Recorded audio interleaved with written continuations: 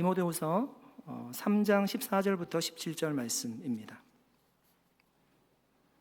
디모데후서 3장 14절부터 17절 말씀입니다.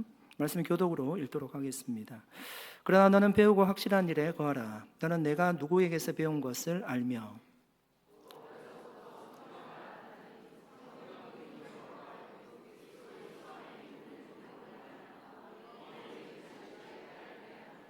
모든 성경은 하나님의 감동으로 된 것으로 교훈과 책망과 바르게 함과 의로 교육하기에 유익하니 이는 하나님의 사람으로 온전하게 하며 모든 선한 일을 행할 능력을 갖추게 하려 함이라. 아멘. 잠깐 기도하겠습니다. 하나님 아버지, 이 시간 주의 말씀으로 우리를 온전케 하여 주시기를 간절히 기도드립니다. 성령님께서 우리를 회복시켜 주시며 치유하여 주시옵소서.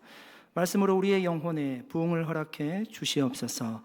감사드리며 예수님의 이름으로 기도드립니다. 아멘. 오늘 우리가 읽은 디모데 후서는 바울이 남긴 마지막 편지입니다. 바울이 이 편지를 쓸 때 차가운 로마 감옥에 있었습니다. 그가 이 편지의 마지막에 보면 자신이 전제와 같이 들여졌다라고 이야기를 하고 떠날 날이 가까이 왔다라고 고백하고 있습니다. 그러니까 아마 순교할 시점이 가까이 왔던 시점이었을 수도 있고요. 아니면 건강이 좋지 않아서 내 삶이 얼마 남지 않았다라고 스스로 느꼈을 수도 있습니다. 그때 여러분 바울이 편지를 보냈는데 이 편지를 받고 있는 디모데는 어떤 상황이었을까요? 바울의 다음이라고 할 수 있는 디모데는 어떤 상태에서 이 편지를 받았을까요? 디모데는 그 당시 바울이 사역했던 교회인 에베소 교회를 섬기고 있었습니다. 디모데가 교회를 섬길 때도 교회가 안정적이지 못했습니다. 외부적으로는 로마로부터 박해를 받고 있을 때였었고 내부적으로는 거짓 교사들이 교회로 들어와서 성도들의 신앙을 미혹할 때였습니다. 우리가 잘 알고 있는 영지주의라는 이단이 들어와서요, 성도들의 신앙을 좀먹고 있던 때였습니다. 이것도 굉장히 사실은 어려운데 디모데 자신도 쉽지 않았습니다. 그가 연소한 나이에 목회를 시작했습니다. 굉장히 어려웠고요. 성경에 보니까 그가 위장병에 걸렸다고 합니다. 물만 마셨다고 해요. 그래서 바울이 포도주를 약으로 쓰라고 얘기할 정도였습니다. 여러 가지로 어렵고 힘든 상황 속에서 디모데에게 바울이 편지를 지금 쓰고 있는 것입니다. 바울이 편지를 보내면서 디모데에게 마지막으로 권면한 말씀, 무엇을 붙잡으라고 이야기를 했을까요? 오늘 보면 14절 말씀입니다. 그러나 너는 배우고 확신한 일에 거하라. 여러분, 바울이 붙들라고 한 것은요, 사람도 아니었고 환경이 좋아질 것을 기대하라는 것도 아니었습니다. 조금 참으면 시대가 바뀔 거라고 이야기를 하지도 않았습니다. 바울은 자신의 생명이 꺼져가는 상황 가운데서 이것이 마지막이 될 수도 있다는 그 마음 가운데서 정말 마지막 힘을 짜내어서요, 디모데에게 권면하고 있습니다. 뭐라고 얘기하죠? 내가 어려서부터 배우고 확신한 일에 거하라는 것입니다.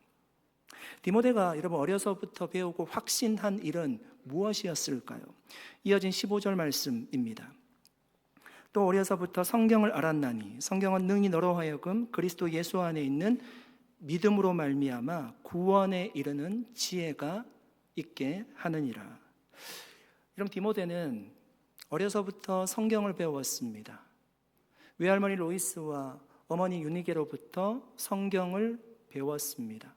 그러니까 여러분 디모데가 가지고 있는 믿음이라고 하는 것이요, 어느 순간 한 번에 생긴 것이 아니라는 의미입니다. 어려서부터 반복적으로 말씀의 교육을 받았고 그것이 디모데에게 신앙이 되었고 믿음이 되었다는 의미입니다. 여러분 아이들에게 5년 전 10월 12일 저녁에 뭘 먹었는지 한번 물어보십시오. 정확하게 대답하는 아이들이 있을까요? 왜 10월 12일일까요? 10월 12일 제 생일입니다. 멀리 남아서 제가 얘기하는 겁니다. 가깝게 있었으면 얘기 안 했을 겁니다. 아이들에게 그렇게 물어보면 자신의 생일이 아닌 이상은 아마 모를 거예요. 그리고 그 시간이 5년 전이면 정말 모를 것입니다.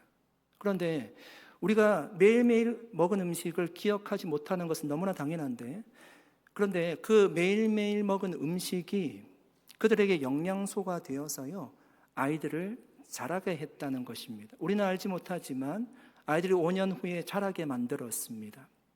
여러분, 아이들에게 언어를 가르칠 때를 한번 생각해 보십시오. 아이들의 언어가 금방 트이지 않습니다.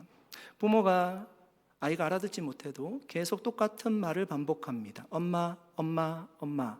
계속 반복합니다. 그러면 아이가 그 이야기를 듣고 언어가 쌓이는 거예요. 그리고 어느 순간 엄마라는 단어를 말하기 시작합니다. 반복적인 훈련을 통해서 언어를 배우게 되는 거죠. 여러분, 신앙이란 것도 그렇습니다. 반복해서 들은 말씀이 우리의 믿음이 되고 신앙이 되는 것입니다. 여러분, 한 영혼을 전도해 보셨습니까? 산호수 온누리교회가 30주년 되는 뜻깊은 해입니다. 여러분, 성경에 보니까 30년이란 숫자는요, 공적인 사역을 하는 숫자더라고요. 우리가 예수님이 30세에 공생의 사역을 시작했다는 것은 아마 여기에 있는 분들은 대부분 아실 겁니다. 그런데 성경을 좀 찾아보니까 요셉이 총리직에 오른 것도 30세였습니다. 다윗이 왕위에 오른 것도 30세였습니다. 30이라는 숫자는 공적인 사역을 시작하는 숫자입니다. 우리 교회도 30주년을 맞이하면서 하나님께서 우리 교회에 주신 공적인 사역이 무엇일까를 고민하고 기도했습니다. 여러분, 산호세 온누리교회의 비전은 무엇입니까? 우리 교회 비전은 우리가 교회 처음을 세울 때부터 생명을 주는 교회였습니다. 우리 교회 공적인 사역이라고 한다면 우리가 생명을 살리는 사역이 우리에게는 공적인 사역이 될 것입니다. 예수님께서 공생의 사역을 하시면서 영혼에 집중하셨고요, 한 영혼을 구원하기 위해서 동네를 다니시고 아픈 자를 만나시고 귀신 들린 자를 만나셨습니다. 그렇게 우리가 한 영혼을 품게 된다면 그것이 30주년을 맞이하는 우리의 공적인 사역이 될 것입니다. 오늘 여러분 주보에 보시면 VIP 작전 카드와 중보기도 제목을 적는 그 작전 카드를 넣어드렸습니다. 제가 송구영 신예배 때 한번 드렸고요. 그리고 지난 2주 동안 영상을 통해서 광고를 했습니다. 그런데 여러분, 제게 들어온 숫자는 놀라지 마십시오. 9장 들어왔습니다.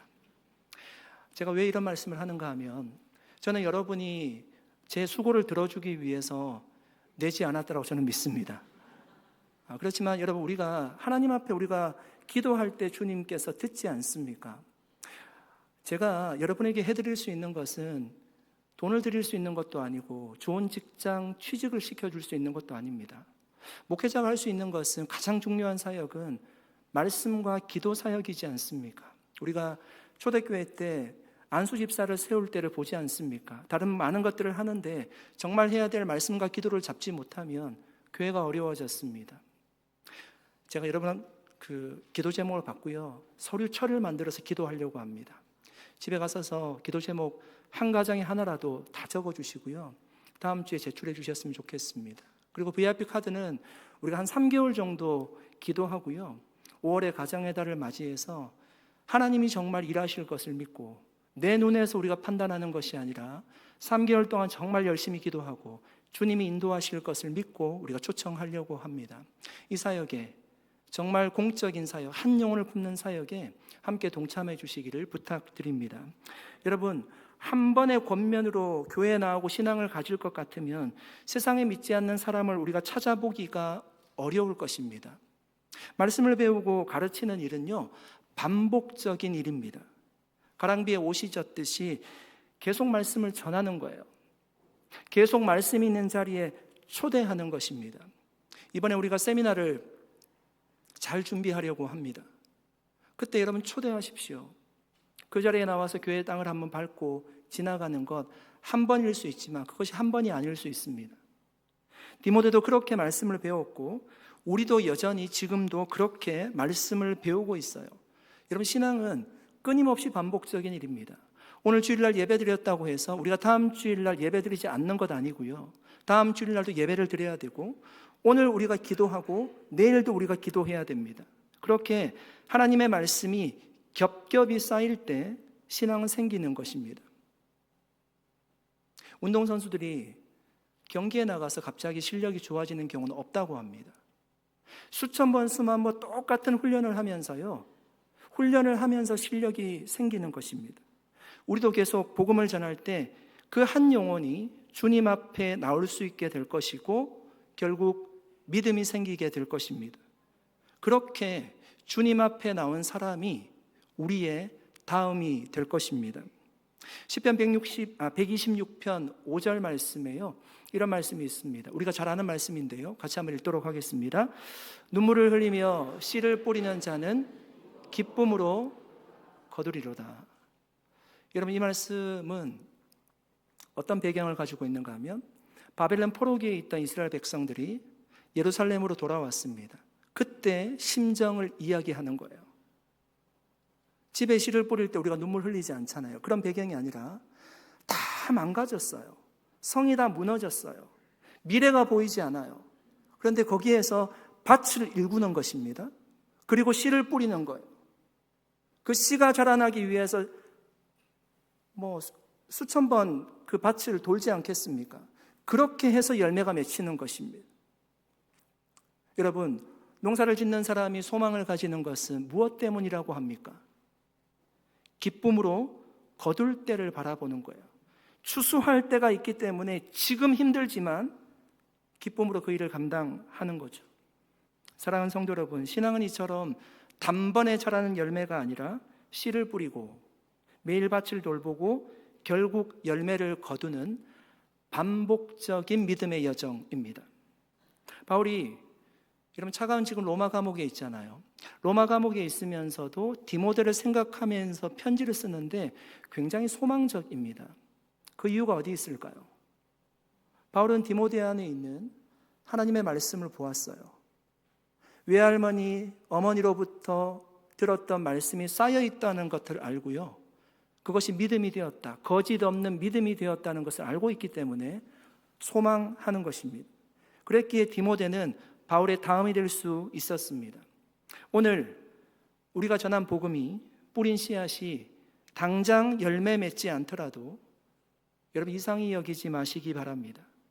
처음 씨를 뿌렸는데 정말 단번에 열매가 맺힌다라면요, 그것은 오히려 성경적이지 않습니다. 우리가 뿌린 씨앗은 천천히 자랄 거예요. 그리고 반드시 싹을 틔우고 열매를 맺을 것입니다. 우리의 다음이 될 것입니다. 이 거룩한 다음을 세우는 반복의 여정에 기쁨으로 동참하시는 우리 모든 성도님들 다 되시기를 예수님의 이름으로 간절히 축복합니다. 디모데가 어려서부터 배웠던 여러분 성경은 무슨 기능을 가지고 있을까요? 16절 말씀입니다. 우리 같이 한번 읽어보겠습니다. 모든 성경은 하나님의 감동으로 된 것으로 교훈과 책망과 바르게 함과 의로 교육하기에 유익하니. 이런 바울은요, 하나님이 이 말씀을 성령의 감동으로 기록을 하셨다라고 합니다. 이런 말씀이 성령의 감동으로 기록되었다는 것이 어떤 의미일까요? 우리가 예상하지 못할 때 어떤 선물을 받거나 아니면 서프라이즈를 받으면 우리도 감동을 받을 때가 있습니다. 전혀 모른다는 표정으로 저를 보지 마십시오. 그런데 그런 감동으로 성경이 기록이 되었다는 의미일까요? 원어적인 의미는요, 성령의 감동으로 성경이 기록되었다는 원어적인 의미는 하나님께서 숨을 불어넣었다는 의미입니다. 하나님이 아담과 하와를 창조하실 때 흙으로 사람을 지으셨습니다. 그리고 그 코에 생기를 불어넣었다라고 합니다. 그때 사람이 생명이 되었대요. 살아있는 존재가 되었다라고 이야기를 하죠. 성경이 성령의 감동으로 기록되었다는 것은 그렇게 살아있는 말씀으로 만들기 위해서 하나님의 숨을 불어넣었다는 거예요. 한 구절 한 구절 하나님의 숨결이 담겨 있다는 거예요. 여러분, 그래서 성경은 죽은 말씀이 아니에요. 성경은 살아있는 말씀이죠. 그래서 성경을 읽으면 구원의 역사가 일어나고요, 사람들이 그 안에서 소망을 발견하게 돼요. 성경을 읽다가 치유가 일어나기도 하고 회복의 역사가 일어납니다. 왜? 성경은 하나님의 숨결이 담겨있는 하나님의 말씀이기 때문입니다. 바울이 이 성경의 기능을요, 4가지로 알려주고 있습니다. 첫째, 성경은 교훈의 기능을 가지고 있어요. 무엇이 진리인지, 무엇이 옳은 길인지를 가르쳐 준다는 거예요. 두 번째는 책망의 기능입니다. 우리가 어디서 길을 벗어났는지를 깨닫게 해줍니다. 세 번째는 바르게 함의 기능이에요. 성경은 틀렸다고 우리에게 책망하는 것만이 아니라 바른 길이 무엇인지를 알려줍니다. 네 번째는 의로 교육하는 기능이에요. 다시 넘어지지 않도록 하나님의 사람으로 의롭게 살아가는 것이 무엇인지를 성경이 알려준다는 것입니다. 여러분, 이처럼 성경은 우리를 깎고 다듬어서 하나님의 사람으로 더 아름답게 빚는 책이라고 할 수 있습니다. 하나님의 말씀인 여러분 책망의 기능이 어떻게 한 사람의 인생을요, 하나님의 사람으로 빚어가는지를 우리가 눈에 보이게 알 수 있는 인물이 바로 다윗입니다. 다윗이 밧세바를 범했습니다. 남편이 있는 아내였습니다. 간음했습니다. 깜짝같이 숨긴 줄로 알았습니다. 그런데 어느 날 나단 선지자가 다윗을 찾아옵니다. 그리고 적나라한 죄를 다 드러내고요, 그 죄를 눈앞에서 지적합니다. 다윗이 힘이 있는 왕이었기 때문에 그 나단 선지자를 그냥 처단하고 죽일 수 있었을 것입니다. 조용하게 만들 수 있었을 것입니다. 그런데 다윗은 그렇게 하지 않고 그 말씀 앞에 다윗이 거꾸로 졌습니다. 나단의 말은 칼처럼 다윗의 영혼을 찔렀습니다. 너무나 아팠을 것입니다. 그러나 그 아픈 책망이 있었기 때문에 다윗은 하나님 앞에서 철저하게 회개할 수 있었고요, 하나님과의 관계를 회복할 수 있었습니다. 사랑하는 여러분, 하나님의 말씀이 저와 여러분의 영혼을 아프게 할 때가 있습니까? 그것은 하나님이 우리를 미워하신다는 증거가 아니라 다시 우리의 영혼을 회복시켜 주시기 위해서, 우리를 바른 길로 인도해 주시기 위해서 하나님이 내미시는 사랑의 손길임을 믿으시기 바랍니다. 여러분, 우리가 병원에 가서 검사를 하고 진단을 받지 않습니까? 그때 의사가 환자분, 여기가 문제입니다, 수술해야 됩니다 라고 말하면 우리의 가슴은요, 철컥 내려앉습니다. 우리가 듣고 싶어하는 소리는 아무런 문제 없습니다, 다 괜찮습니다, 이런 이야기를 듣고 싶어 합니다.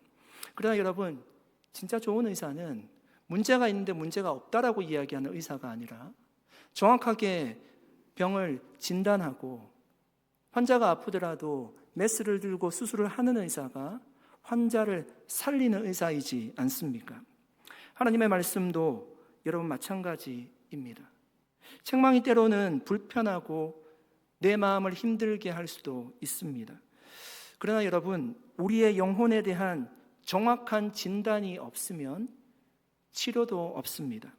때로 말씀이 우리를 아프게 찌르는 이유는 우리를 힘들게 하기 위함이 아니라 사실은 우리 안에 보이지 않는 암덩어리와 같은 죄를 제거하고 우리를 살려내기 위함인 줄로 믿습니다. 예수님은 요한복음 15장에서요 이렇게 말씀하셨습니다. 무릇 내게 붙어 있어 열매를 맺지 아니하는 가지는 아버지께서 그것을 제거해 버리시고 무릇 열매를 맺는 가지는 더 열매를 맺게 하려 하여 그것들을 깨끗하게 하시느니라. 여러분, 가지치기는요 농부에게도 아픈 거예요. 주인에게도 아픈 것입니다. 가지치기를 한다는 것은 살아있는 것을 가지치기 하는 거지 않습니까? 그러나 그 가지치기가 없으면 그 포도나무는 좋은 열매를 맺을 수가 없어요. 그 열매는 점점 작아질 것이고 상품인 열매를 맺을 수가 없습니다. 좋은 코치는 선수에게 듣기 좋은 말만 하는 사람이 좋은 코치가 아닙니다. 잘하고 있다는 말만 선수에게 해준다라면 결국은 그 선수의 성장을 제한하게 되고요, 방해하게 될 것입니다. 진짜 좋은 코치는 약점을 알려주고요, 그 약점을 극복할 수 있도록 훈련하는 코치입니다. 그 말을 들을 때 선수가 굉장히 힘들 수 있지만, 그러나 그 문제를 잘 극복한 선수는 더 훌륭한 선수로 성장하게 될 것입니다. 사랑하는 여러분, 저와 여러분은 지금 하나님의 말씀 앞에 어떤 마음으로 서 있습니까? 혹시 우리는 내 귀에 듣기에 좋은 말씀, 위로가 되는 말씀만 골라서 섭취하고 있지는 않습니까? 주님이 우리에게 가지치기 하라는 말씀은 없습니까? 저는 하나님의 말씀이요, 희망적이어야 한다고 믿습니다. 하나님의 말씀을 들을 때 우리를 힘들게 하는 것이 아니라 우리 마음 가운데 소망이 일어나야 된다고 믿습니다. 오늘 4가지 기능을 얘기하는데, 교훈하고 책망하고 바르게 하고 의로 교육하는 말씀이 우리에게 아프게 느껴질 수도 있지만 사실은 우리에게 소망과 희망을 주는 말씀의 중요한 기능인 줄로 믿습니다. 사랑하는 여러분, 우리를 하나님의 사람으로 빚어주시는 하나님의 말씀 앞에 우리가 아멘으로 반응할 수 있기를 축복합니다. 그래서 여러분, 건강을 회복한 환자와 같이, 어려운 훈련을 겪고 성장한 선수와 같이 우리의 믿음 또한 성장하고 성숙할 수 있기를 축복합니다. 그래서 우리도 여러분 디모데와 같이 다음으로 세워질 뿐만 아니라 우리 다음, 또 다른 다음을 세워나갈 수 있는 하나님의 사람들로 건강하게 세워지는 우리 모두가 될 수 있기를 주님의 이름으로 간절히 축복합니다.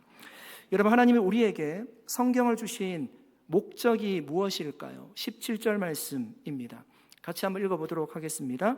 이는 하나님의 사람으로 온전하게 하며 모든 선한 일을 행할 능력을 갖추게 하려 함이라. 여러분, 우리에게 성경을 주신 목적이 뭐라고 말씀합니까? 하나님의 사람으로 온전하게 하기 위해서요, 성경을 주셨대요. 온전하다는 의미는요, 결핍이 없이 성숙하다는 의미입니다. 그러니까 성경을 주신 것은 우리가 그 자리에 머물라고 주신 것이 아니라 우리의 신앙이 성장하기 위해, 성숙하기 위해서 성경을 주셨다는 거예요. 그래서 우리가 매일매일 성경을 묵상하기도 하고 성경을 읽어나가기도 하는 것입니다. 그러니까 내가 신앙적으로 성숙하고 싶은데, 성장하고 싶은데 성경을 멀리 한다면요, 그건 있을 수 없는 것입니다. 성경을 가까이 해야지만 온전해질 수 있대요. 신앙이 성숙할 수 있다라고 합니다. 그런데 거기에서 멈추지 않고요, 성경을 주신 최종 목적지는 종착역이라고 한다면 모든 선한 일을 행할 능력을 갖추게 하기 위해서요, 성경을 주셨대요. 온전하게 할 뿐만 아니라 모든 선한 일을 행할 능력을 갖추게 하시려고 성경을 주셨대요. 그러니까 선한 일 능력을 갖추게 한다는 것은 어떤 의미예요?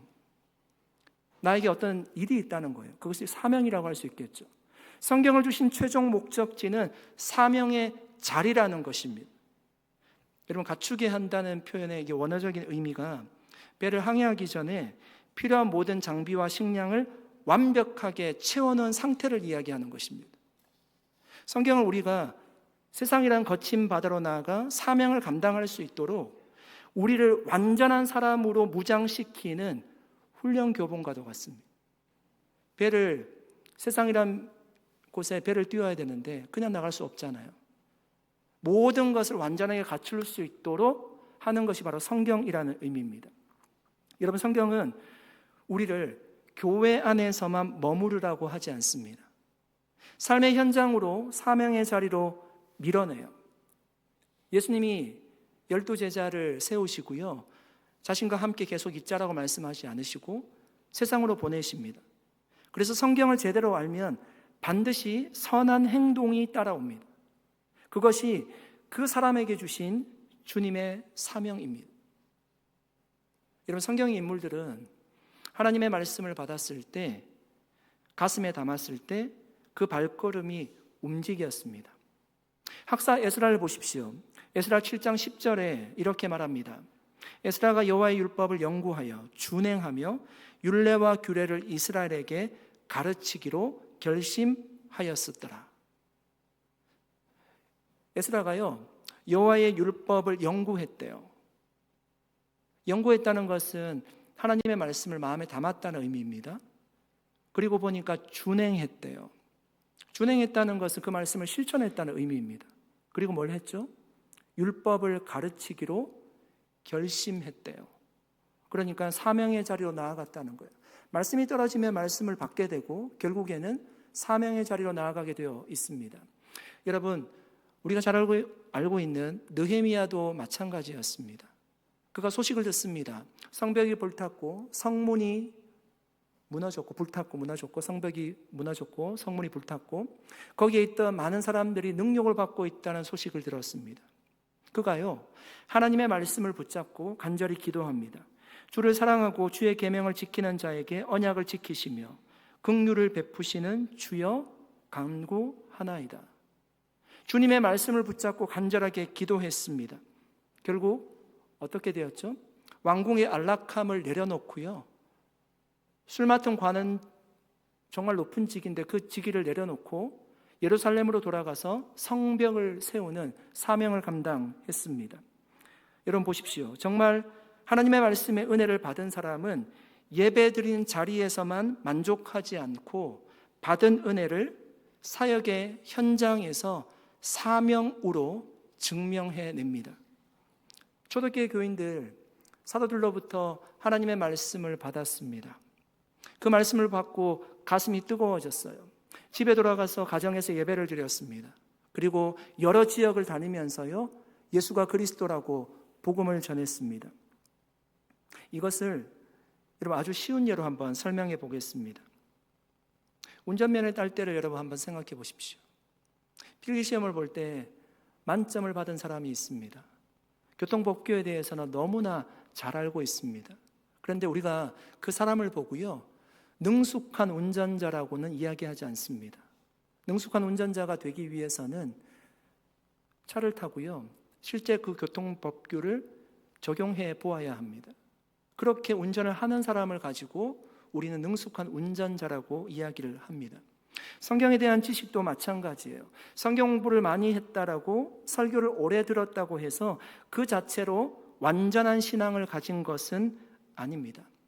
완전한 신앙을 가지는 시점은 언제인가 하면 말씀이 우리 머릿속에 있을 때가 아니라 내 손과 발을 통해서 삶의 자리에서 그 말씀이 사용이 될 때, 그때가 말씀이 완성되는 시점입니다. 어렵죠? 가정에서 용서해야 될 시점이 있습니다. 그때 하나님의 말씀이 떠올랐어요. 70번씩 7번이라도 용서해라. 그 말씀이 그곳에서 적용이 될 때, 그때가 말씀이 완성되는 시점이에요. 교회에서 섬김이 필요할 때 하나님의 말씀이 나를 움직이고 있습니까? 주님이 섬김을 받으려 함이 아니라 도리어 섬기러 오셨다라고 말씀하셨습니다. 그 말씀이 완성되는 시점은 그 말씀을 들었을 때, 내가 움직여질 때, 내가 그 한 부분을 차지하게 될 때, 그때 그 말씀이 완성이 되는 거겠죠. 다음 세대 앞에서 본이 되는 삶을 살아야 할 때 하나님의 말씀이 나를 움직이고 있습니까? 바울과 같이 신앙의 모델이 되는 삶을 살아가고 있습니까? 그때 내 마음이 움직이고 그 자리에 서 있게 된다면 그 시점에 그 말씀이 완성이 되는 거겠죠. 성경은 우리를 생각만 하는 신앙인으로 만들지 않습니다. 행동하는 하나님의 사람으로 만듭니다. 모든 선한 일을 행할 능력을 갖추게 하려 함이라. 그것이 성경을 주신 최종 목적지였습니다. 사랑하는 성도 여러분, 우리는 하나님의 말씀을 배운 만큼 사명의 자리로 나아가고 있습니까? 혹시 말씀은 많이 듣지만 내 모습은, 삶은 그 자리에 그대로 머물러 있지는 않습니까? 하나님은 말씀을 통해 우리를 계속 준비시키고 계십니다. 지금도 하나님의 말씀이 들려지고 여러분 가정에서 말씀을 읽으실 때 그 말씀을 통해서 하나님이 우리를 계속 준비시키고 있습니다. 가정에서, 교회에서, 일터에서, 사명의 자리에서 선한 일을 감당할 수 있도록 우리를 준비시키고 계시는 것입니다. 사랑하는 여러분, 말씀을 아는 데서 멈추지 마시기를 바랍니다. 그 말씀을 붙들고 살아내시기를 바랍니다. 그 사명의 자리에서 선한 열매가 맺힐 것입니다. 저와 여러분의 사명의 자리는 어디입니까? 저는 확신하건대 여러분 하나님을 만날 수 있는 그 중요한 자리가 있다라면요, 저는 사명의 자리라고 생각합니다. 주님이 제자들에게 복음 전하라고 말씀하시면서 그냥 보내지 않았습니다. 내가 너와 함께 갈 것이라고 말씀하셨고 주님이 권능을 주시겠다라고 말씀하셨습니다. 그 사명의 자리에 가면 여러분 주님을 만날 수 있습니다. 그리고 주님이 여러분을 도울 것입니다. 그리고 결국은 선한 열매를 거두게 할 것입니다. 그러므로 여러분 두려워하지 말고 다음을 세우는 사명의 자리에서 귀하게 쓰임 받을 수 있기를 예수님의 이름으로 간절히 축복합니다. 이제 말씀을 정리하겠습니다. 여러분, 모세는 요단강을 건너지 못하고 하나님의 부름을 받았습니다. 생각해보면 참 모세의 심정이 어땠을까? 너무나 안타깝습니다.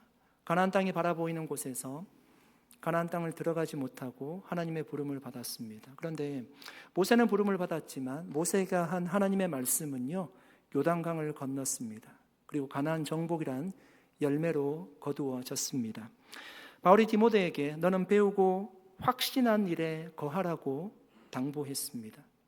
그리고 이 말씀을요, 너만 알고 있는 것이 아니라 다음 세대에게 알려주라고 했습니다. 또 다른 충성된 사람이 다른 사람을 세울 수 있도록 그렇게 전하라고 했습니다. 세상은 끊임없이 변하고 가치관은 흔들리지만 하나님의 말씀은 영원하기 때문입니다. 이런 바울은 이제 전제와 같이 부어지고 떠날 날이 얼마 남지 않았습니다. 죽음이 눈앞에 와 있습니다. 그러나 여러분, 바울은 떠나지만 바울이 전한 하나님의 말씀은 그대로 남아 있습니다. 한 세대가 지나면 지도자는 바뀔 것입니다. 그러나 하나님의 말씀인 성경은 그대로이고 그 말씀이 다음 세대를 세울 것입니다. 할렐루야. 여러분, 릴레이 경주에서 가장 중요한 것이 무엇일까요? 빨리 달리는 것도 중요하지만 그것보다 더 중요한 것은 내 손에 들고 있는 바통을 잘 넘겨주는 것이 더 중요합니다. 빨리 달리지만 그 바통을 놓치게 되면 순위에 들 수가 없습니다. 우리가 한글로는 다음을 세우는 교회가 우리 교회 비전이지만 영어권에서 세운 영어 비전은 패싱 더 바톤입니다. 내 손에 들고 있는 바통을 잘 전달해 주는 것입니다. 우리 손에 들고 있는 바통이 무엇입니까? 우리는 무엇을 다음에게 전달해야 되는 것입니까? 오늘 본문은 그것이 성경이라고 말씀합니다. 왜 성경을 전달해야 될까요? 성경은 모든 사람들에게요, 구원의 지혜를 준다고 합니다. 그러니까 구원이라고 하는 것이 단지 우리가 예수 믿고 천국 가는 것만을 이야기하는 것이 아니라 내 삶의 어려운 부분들이 해결되는 것이 구원이에요. 그 구원의 지혜를 주기 때문에 성경을 전하는 것이에요. 그리고 하나님의 사람으로 온전하게 한대요. 성숙하게 하는 거예요. 그리고 선한 일을 행할 능력을 갖추게 합니다. 그래서 우리는 지금도 생명과 같이 성경을 붙드는 것이고요, 성경대로 살고 성경을 다음 사람에게 전달하려고 힘쓰는 것입니다. 이것이 다음을 세우는 교회, 또 다음을 세우는 가정, 다음을 세우는 우리가 걸어가야 될 길인 줄로 믿습니다. 그렇게 다음을 세우는 교회로 정말 하나님께서 기뻐하시고 미래가 더 밝은 교회로 쓰임받게 되는 우리 산호서 온누리 교회가 되기를 예수님의 이름으로 간절히 축복합니다. 기도하겠습니다. 살아계신 하나님, 감사드립니다. 오늘 주의 말씀을 함께 나누었습니다. 하나님, 우리에게 성경을 이란 하나님의 말씀을 주셨습니다. 하나님, 이 성경으로 우리가 다음 세대를 세울 수 있도록 역사하여 주시고 은혜를 베풀어 주시옵소서. 하나님 아버지, 이 성경은 구원에 이른 지혜를 우리에게 주고 우리를 온전한 사람으로 만들고 선한 일을 행할 능력을 준다라고 말씀하였습니다. 이 말씀 기억하고 우리의 다음을 잘 세워나가는 우리 산호세 온누리교회가 되게 해 주시옵소서. 감사드리옵고 예수님의 이름으로 기도드리옵나이다. 아멘. 우리 자리에서 일어나셔서 마지막 찬양 함께 부르겠습니다.